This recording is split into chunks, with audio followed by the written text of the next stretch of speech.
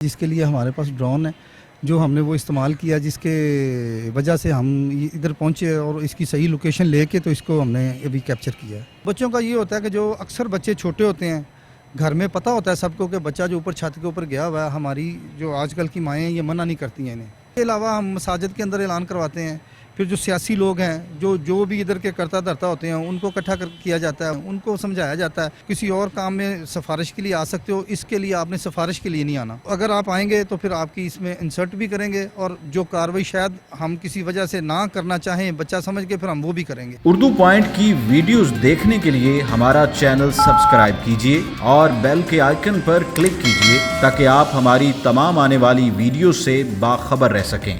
किसी ज़माने में पतंगबाजी को लाहौर की सकाफ़त का एक अहम हिस्सा समझा जाता था, लेकिन वक्त गुजरने के साथ साथ ये सकाफ़ती खेल खूनी खेल में तब्दील हो गया और उसके बाद इस पर पाबंदी लगा दी गई। उसके बावजूद लाहौर के रिहायशी बाज नहीं आए और वो पतंगबाजी करते रहे। लाहौर पुलिस के लिए गुंजान आबाद इलाकों में शहरियों को पकड़ना एक बहुत बड़ा चैलेंज बन गया है, लेकिन उन्होंने जदीद टेक्नोलॉजी का इस्तेमाल करके अब इसको मुमकिन बना दिया है। मेरे साथ इस वक्त डीएसपी आतिफ मेराज साहब मौजूद हैं। आइए उनसे बात करते हैं और जानते हैं कि अभी जो उन्होंने एक रेड मुमकिन की है वो किस तरह से की है।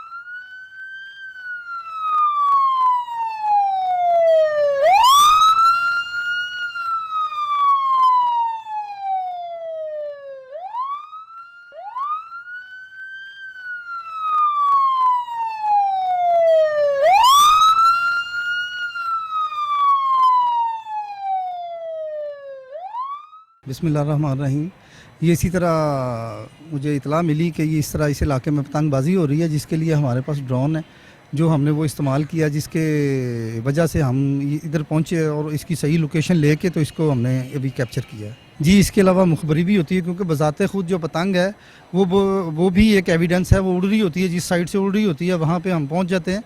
पहुँच के हम कोई ना कोई ऐसी ऊंची छत देखते हैं जिसके ऊपर से वो फिर हमारे जो लड़के हैं वो दूरबीन के साथ वो चेक करते हैं कि कौन सी छत से उड़ाई जा रही है, और इस तरह हमें पता चल जाता है कि ये बंदा कौन है, किस कलर के इसने कपड़े पहने हुए हैं और ये छत कौन सी है। फिर उसको कंफर्म करके तो जाके ऊपर से पकड़ लेते हैं उसको। ये इसी तरह की इतला आई थी कि इस तरह ये जो कच्ची आबादी है, यूईटी यूनिवर्सिटी की बैक साइड के ऊपर इलाका थाना गुजरपुरा है, वहाँ पे पतंगबाजी हो रही है।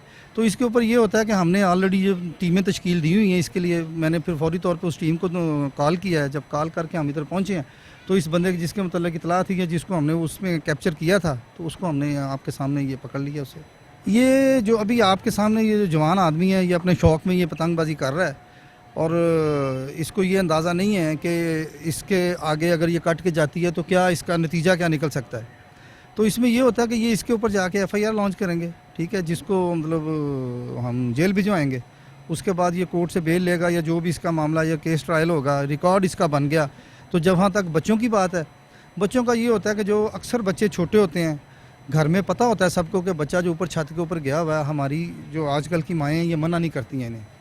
फिर ये कोरोना की वजह से और ज़्यादा मतलब प्रॉब्लम है, स्कूल्स बंद है सारे और टोटली ऑफिस बंद हैं, हर बंदा मौजूद है। अब तो यहाँ पर ये सूरत हाल है कि फ़ादर भी घरों के अंदर मौजूद हैं, लेकिन उसके बावजूद ये अपने बच्चों को, छोटे बच्चों को रोकते नहीं हैं।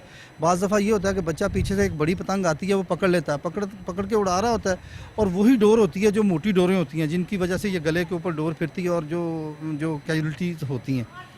तो इसमें बच्चों के लिए फिर ये करते हैं कि जो बच्चे हों उनको ले जा के थाने बिठाया जाता है। बिठाने के बाद उन्हें काफ़ी मतलब देर तक परेशान करके उनके वालिदैन को बुलवा के फिर उनके हैंड ओवर किया जाता है। क्योंकि जब ये एक बच्चा पतंगबाजी करते हुए पकड़ा जाता है, मोहल्ले से जब जाता है तो तकरीबन सारे मोहल्ले को पता चल जाता है कि उनका फ़लाँ का बच्चा पकड़ा गया। फिर उसमें देर करने का मकसद ये है कि ज़्यादा से ज़्यादा लोगों को पता चले। फिर उसमें ये होता है छोटा बच्चा होता है, उसके खिलाफ हम कार्रवाई नहीं करते, उनको समझा बुझा के भिजवा देते हैं। इसके अलावा हम मसाजिद के अंदर ऐलान करवाते हैं। फिर जो सियासी लोग हैं, जो भी इधर के करता धरता होते हैं, उनको इकट्ठा किया जाता है, उनके लिए मीटिंग्स बुलाई जाती हैं, उनको समझाया जाता है कि यार आप किसी और काम में सिफारिश के लिए आ सकते हो, इसके लिए आपने सिफारिश के लिए नहीं आना, क्योंकि हम आपको पहले इसके लिए तंबीह कर रहे हैं। तो अगर आप आएंगे तो फिर आपकी इसमें इंसर्ट भी करेंगे और जो कार्रवाई शायद हम किसी वजह से ना करना चाहें बच्चा समझ के, फिर हम वो भी करेंगे अगर आप लोग पीछे आएंगे। इसमें यह है कि हमने जो बनी बनाई डोरें हैं, ये गुड़ियाँ हैं, ये हम पकड़ते हैं। गुड़ियों के जो कारखाने हैं वो भी हमने पकड़े हैं, ये शालामार के इलाके में पकड़े हैं, गुजरपुर के इलाके में भी पकड़े हैं। मुगलपुरे के इलाका में भी हमने पकड़े हैं। इस तरह लाहौर में मुख्तलिफ जगहों के ऊपर पकड़ी जाती हैं। अभी शाहतरा वालों ने काफ़ी सारी डोर पकड़ी थी। जहाँ तक डोर की बात है, डोर के लिए ना एक अड्डा चाहिए जो कम से कम जिसकी जो लेंथ है वो 50 मीटर होती है। वो 50 मीटर के अंदर वो डोर लगती है। अब इसके लिए लोगों ने मुख्तलिफ जगहों के ऊपर जो ये काम करते हैं, ये शहर से बाहर उन्होंने कसूर साइड पे, ये पत्तों की साइड पे, या इधर शेखुपुरा वाली साइड पे, या अगर लाहौर में भी है तो कहीं दूर दराज के इलाकों में जहाँ पे मतलब आम तौर पे पुलिस नहीं जाती या लोग नहीं जाते, वहाँ पे उन्होंने ये अड्डे बनाए हुए हैं। वहाँ पे ये सारी जो डोर तैयार की जाती है। डोर ये खाली यहाँ पे नहीं चलती, डोर ये अफ़गानिस्तान और पता नहीं कहाँ कहाँ पे जाती है, जिसकी आड़ में फिर इधर भी बिकती है। जी देखिए, अगर तार लग जाए मोटरसाइकिल के ऊपर, ये मेरी आम जो बंदे जो रोड्स के ऊपर फिर रहे हैं, जिनके ऊपर आंधी डोर गिरती है पता नहीं चलता, तो उसमें ये है कि अगर वो तार लगी हो तो वो 100% सेफ्टी है कि कम से कम गला नहीं कटता, उससे गला नहीं कटेगा। ज़्यादा से ज़्यादा हुआ भी तो हाथ पे कट जाएगा या कोई भी कट जाएगा। क्योंकि देखें, ये चीज़ ऐसी है, ये क्राइम ऐसा है, देखने में ये क्राइम नहीं लगता, लेकिन अगर देखा जाए तो इसमें जान चली जाती है। ये मेरे सामने ये ऐसा जुर्म है कि एक बंदा घर से सब्ज़ी लेने के लिए निकला है और उसको पता भी नहीं है, और जाते ही उसको डोर फिरी और उसकी डेथ हो गई है। और इसी तरह आप समझ लें कि ये अंधी गोली है, ये किसी को भी लग सकती है। जो उड़ाने वाले इनके अपने घर में ये हो सकता है। तो मेरी सबसे ये रिक्वेस्ट है कि खुदा ना खास्ता ये आप ही के घर में ये चीज़ ना आ जाए, तो मेहरबानी करें, ऐसे शौक़ से इज्तनाब करें।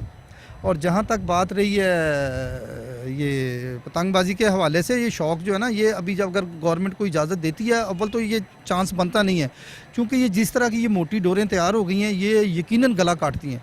जिसके ऊपर गिरती हैं, कोई मतलब अल्लाह की तरफ से उसकी बड़ी हो तो वो बचता है, अदरवाइज डोर जो है ना वो फिर जाती है। जी, तो नाज़रीन, आपने देखा कि पतंगबाजी कितना ख़तरनाक और खूनी खेल है, इससे इज्तनाब करना चाहिए। उम्मीद है कि ये वीडियो आपको ज़रूर पसंद आई होगी। इस वीडियो को लाइक भी कीजिएगा, शेयर भी कीजिएगा। उर्दू पॉइंट के साथ आमना उस्मान को इजाज़त दीजिए। अल्लाह हाफ़िज़।